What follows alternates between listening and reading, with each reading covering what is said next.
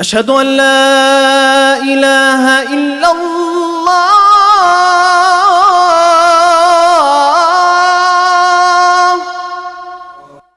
ناظرین السلام علیکم ورحمۃ اللہ وبرکاتہ۔ رسول اللہ صلی اللہ علیہ وسلم نے فرمایا کہ حسن اور حسین جنت کے نوجوانوں کے سردار ہیں اور میری دنیا کے باغ کے دو پھول ہیں اور میری بیٹی فاطمہ کے بیٹے ہیں۔ اے اللہ، میں ان سے محبت رکھتا ہوں، تو بھی ان سے محبت رکھ، اور جو ان سے محبت رکھے گا تو بھی ان سے محبت رکھ۔ حضرت انس رضی اللہ عنہ فرماتے ہیں کہ حسن اور حسین رسول اللہ صلی اللہ علیہ وسلم کے ہم شکل تھے۔ ام فضل بنت حارثہ فرماتی ہیں کہ میں ایک روز رسول اللہ صلی اللہ علیہ وسلم کی خدمت میں حسین کو لے کر گئیں اور میں نے ان کو آپ صلی اللہ علیہ وسلم کی گود میں دے دیا۔ میں نے دیکھا کہ آپ صلی اللہ علیہ وسلم کی آنکھوں سے آنسو بہہ پڑے۔ میں نے کہا، یا رسول اللہ، میرے ماں باپ آپ پر قربان ہوں، آپ کیوں روتے ہیں؟ آپ صلی اللہ علیہ وسلم نے فرمایا، اے ام فضل، جبرائیل علیہ السلام آئے ہیں اور کہتے ہیں کہ آپ کی امت کے لوگ آپ کے اس بیٹے کو قتل کر دیں گے، اور یہ سرخ مٹی اس جگہ کی لائے ہیں جہاں یہ میرا بیٹا حسین شہید ہوگا۔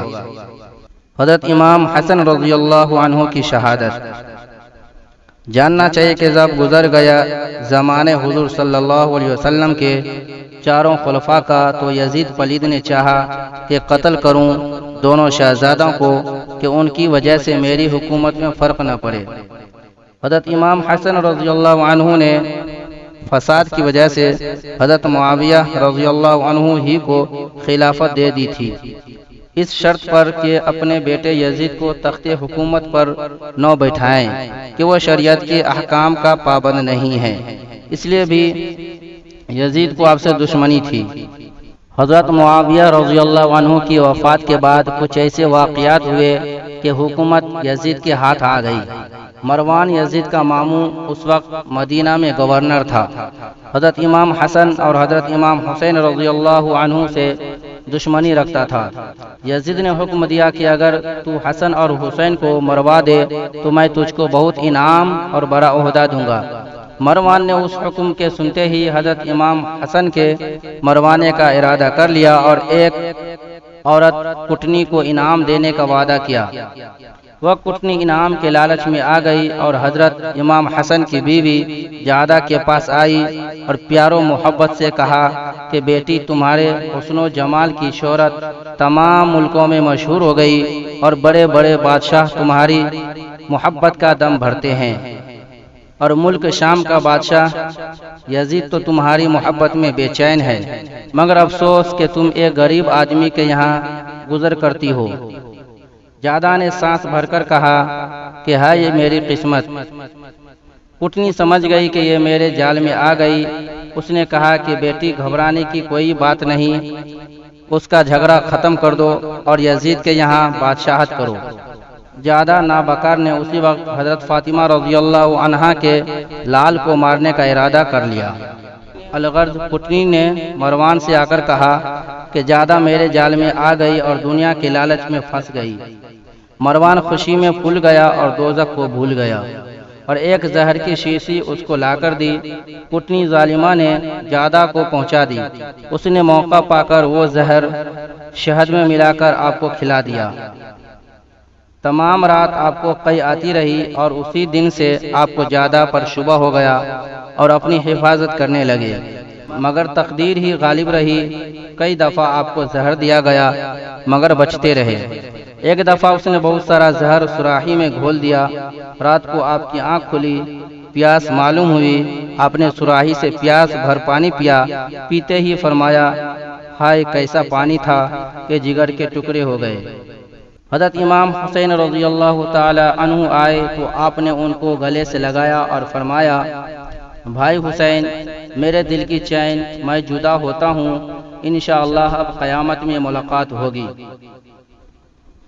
حضرت امام حسین رضی اللہ تعالی عنہ نے فرمایا، بھائی جان، بتلائیے کہ آپ کو زہر کس ظالم نے دیا؟ ارشاد فرمایا پیارے بھائی تم کو اس لیے نہیں بتلاتا کہ صرف میرا جاننا دلیل شریعت نہیں، اگر میرا قاتل وہ نہیں کہ جس کو میں جانتا ہوں تو میں نہیں چاہتا کہ ایک بے گناہ کے قتل میں تم سے خدا کے یہاں پوچھو، میں اس معاملے کو خدا کے سپرد کرتا ہوں کہ وہ اس کو برے کام کی سزا دے گا۔ پھر فرمایا کہ تم سب ذرا الگ ہو جاؤ اور جادہ میرے پاس رہے، سب الگ ہو گئے۔ آپ نے جادہ سے فرمایا اے بیوی ظالمہ، تو نے مجھ پر بڑا ظلم کیا، میں نے تیرے ظلم کو چھپایا اور صبر کیا اور تیرے ظلم کو خدا کے سپرد کیا، اور تو یاد رکھ جس برے مطلب کے واسطے تو نے یہ ظلم کیا ہے وہ پورا نہ ہوگا۔ یہ فرما کر اس کی طرف سے منہ پھیر لیا، جادہ ایک طرف بیٹھ گئی اور سب گھر والے آپ کے پاس آ گئے۔ پھر آپ نے اپنی ہمشیرہ حضرت زینب سے فرمایا کہ پیاری بہن تمہاری بھابھی قاسم کی ماں کہاں ہے؟ کہا وہ آپ کے غم میں رو رہی ہیں اور کہتی ہیں کہ کہیں زہر دینے کا شبہ مجھ پر نہ ہو۔ حضرت امام حسن رضی اللہ عنہ نے حضرت قاسم کو بلائے اور پرچہ میں لکھ کر وصیت فرمائی۔ لکھا ہے کہ حضرت امام حسن نے پھر وہ پرچہ تعویذ بنا کر حضرت قاسم کے بازو پر بندھوا دیا اور فرمایا پیارے بیٹے جب تمہارے چچا حسین پر کوئی مصیبت آئے تو اس تعویذ کو کھول کر پڑھ لینا اور اس پر عمل کرنا۔ پھر حضرت امام حسن نے فرمایا بھائی حسین میں نے سب گھر والوں کو اللہ کے اور تمہارے سپرد کیا اور کلمہ شہادت اشہد ان لا الہ الا اللہ و اشہد ان محمدا عبدہ و رسولہ پڑھ کر اس دکھ کے گھر دنیا کو چھوڑ کر اللہ کی طرف کوچ کر گئے اور روح مبارک جنت الفردوس میں پہنچی۔ انا للہ و انا الیہ راجعون۔ غسل اور کفن کے بعد حضرت سعد ابن العاص صحابی نے حضرت امام حسین کی اجازت سے نماز جنازہ پڑھائی اور قبرستان جنت البقیع میں آپ کو دفن کیا۔ اس وقت شہزادہ کونین حضرت امام حسین رضی اللہ عنہ اپنی تنہائی اور بے کسی اور عالیشان بھائی کی جدائی سے بہت بے چین اور بے قرار تھے۔ حضرت امام حسن رضی اللہ عنہ کے عمر شریف 45 برس اور کئی مہینے کی تھی۔ 7 برس آپ نے نانا حضرت محمد صلی اللہ علیہ وسلم کے سائے مبارک میں رہے اور 30 برس اپنے والد حضرت علی مرتضی رضی اللہ عنہ کی حمایت میں رہے اور 8 برس کئی مہینے حفاظت الہی میں زندگی گزاری۔ جادہ کو دنیا کی سزا۔ حضرت امام حسن رضی اللہ عنہ کی وفات کے بعد جادہ کو مروان نے یزید کے پاس پہنچا دیا۔ یزید نے جادہ سے کہا اے ظالمہ تو نے بڑا ظلم کیا، ایسے حسین و جمیل شوہر کو زہر دے کر مار دیا، اے غدار تیرا کیا اعتبار، میں تجھے اس ظلم کی سزا دوں گا۔ یہ سن کر جادہ خبیثہ حضرت امام حسن کے احسانوں کو یاد کر کے پچھتائی کہ ہائے افسوس میں نہ دنیا کی رہی اور نہ دین کی۔ 3 روز کے بعد یزید نے حکم دیا کہ اس بدکارہ کو گھوڑے کی دم سے باندھ کر گھوڑے کو بھگا دو اور جزیرہ فیل میں لے جا کر اس کے ہاتھ پاؤں کاٹ دو۔ بس اس کو گھوڑے کی دم سے باندھ کر گھوڑے کو بھگا دیا اور سب کے سامنے وہ ظالمہ ٹوٹتی پھوٹتی چلی جا رہی تھی۔ تھوڑا ہی راستہ گزرا تھا کہ ایک زور کی آندھی چلی اور اس کو اڑا کر لے گئی۔ خدا جانے کس زمین پر جا گری اور کس دریا میں ڈوبی۔ نہ خدا ہی ملا نہ وصال صنم، نہ ادھر کی رہی نہ ادھر کی رہی۔ ظلم کی ٹہنی کبھی پھلتی نہیں، نو کاغذ کی صدا چلتی نہیں۔ مسلمان بھائیوں اور بہنوں جادہ کے اس قصہ سے سبق حاصل کرنی چاہیے اور ظلم کرنے سے باز رہنی چاہیے۔ حضرت امام حسین رضی اللہ عنہ کا ذکر شریف۔ یزید پلید نے اپنے حاکموں کو لکھا کہ سب لوگوں سے میری بیعت یعنی ووٹ لو اور میری خلافت اور حکومت منواؤ، اور ولید بن عقبہ جو اس وقت مدینہ میں حاکم تھے ان کو لکھا کہ امام حسین سے اور شہر کے تمام لوگوں سے میری بیعت لے لو اور امام حسین کو بالکل مہلت نہ دو، اگر وہ بیعت سے انکار کریں تو ان کا سر کاٹ کر میرے پاس بھیجو۔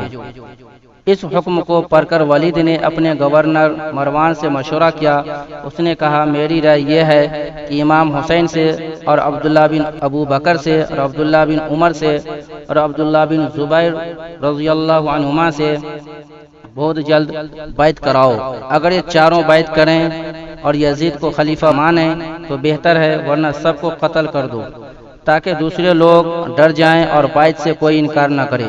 ولید نے یہ ظلم و ستم کی رائے سن کر مروان سے کہا، اللہ کی پناہ، میں ان پیشوائی دین کو قتل کر کے دوزخ میں جاؤں اور دنیا میں بدنام ہو جاؤں اور منہ کالا کروں۔ پھر ولید نے حضرت امام حسین رضی اللہ عنہ کو پیغام بھیجا کہ آپ سے کچھ مشورہ کرنا ہے، آپ تشریف لائیے۔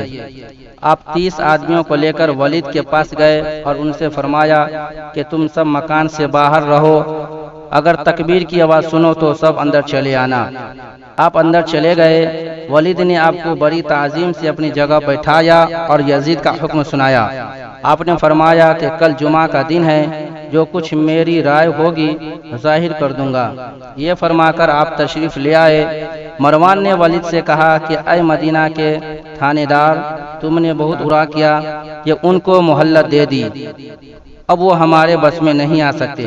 اگر تم ان کو قتل کروا دیتے تو یزید تم سے بہت خوش ہوتا اور تم کو بڑی جاگیر انعام میں دیتا۔ ولید نے کہا، اے اللہ و رسول کے دشمن، کیا بکتا ہے؟ اگر مجھ کو تمام دنیا کی دولت بھی ملے تب بھی میں اولاد رسول کے ساتھ ایسا ظلم نہ کروں گا۔ اگلے دن جمعہ کو آپ نے اعلان کر دیا کہ ہمیں دنیا اور دنیا کی حکومت سے کچھ مطلب نہیں۔